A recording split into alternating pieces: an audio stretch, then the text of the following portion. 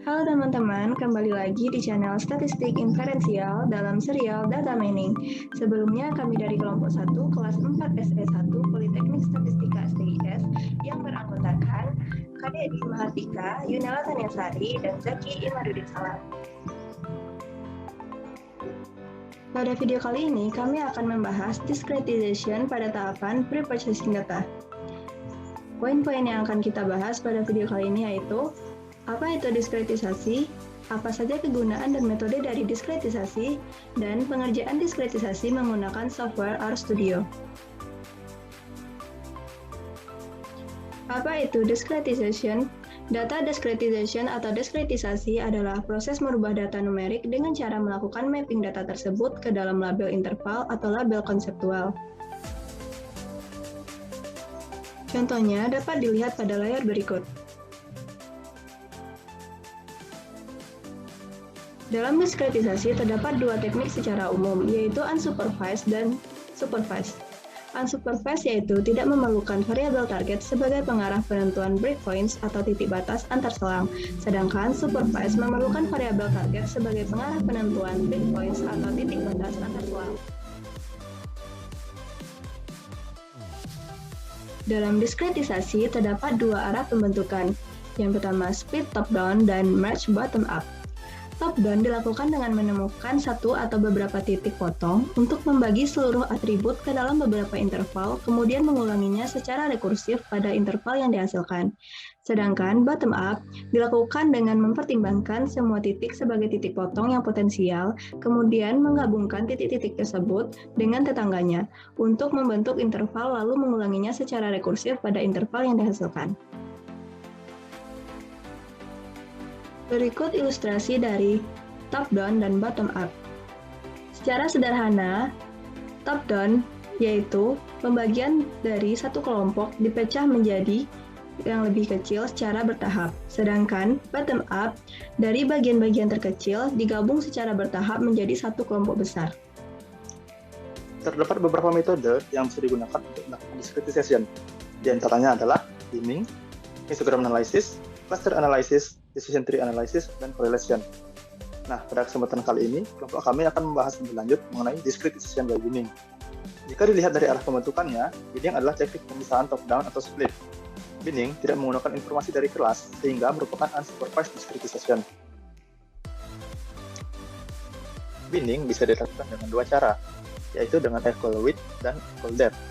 Equal width dilakukan dengan membagi data menjadi beberapa kelompok dengan interval kelompok yang sama besar. Sedangkan equal depth dilakukan dengan membagi data menjadi beberapa kelompok dengan jumlah anggota yang sama besar. Agar lebih mudah dipahami, mari kita lihat ilustrasi berikut ini.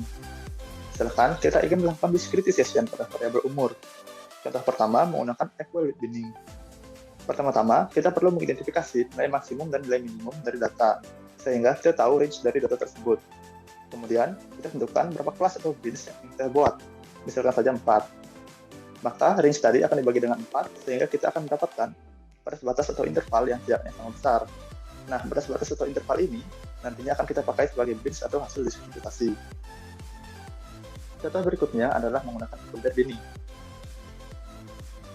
Pertama-tama, kita perlu mengidentifikasi berapa jumlah amatan yang kita punya. Pada contoh ini, kita memiliki 48 amatan.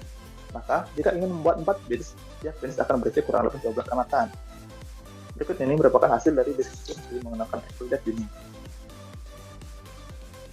Nah, ini merupakan perbandingan dari diskretizasi menggunakan equal width binning dan equal depth binning. Berikut merupakan penerapan discretization by binning dengan R.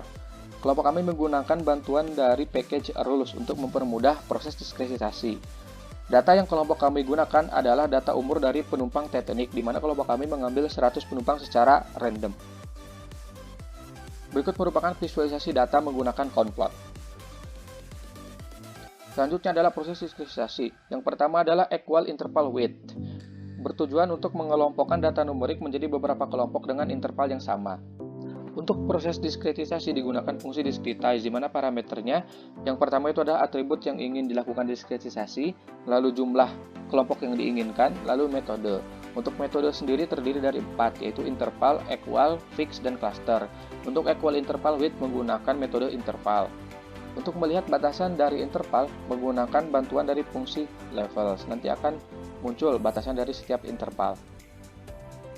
Berikut merupakan visualisasi data setelah dilakukan equal interval width. Dapat kita lihat bahwa jarak interval antar kelompok relatif sama, dan jumlah amatannya berbeda-beda tergantung dari kondisi interval tersebut.